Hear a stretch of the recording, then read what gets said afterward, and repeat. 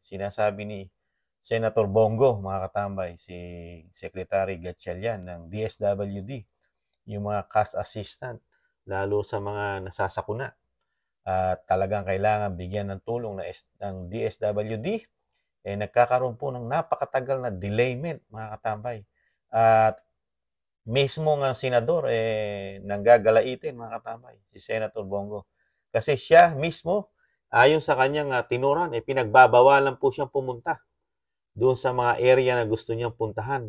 Lalo kung siya siguro maghahatid ng tulong doon sa area na yun na hawak ng DSWD.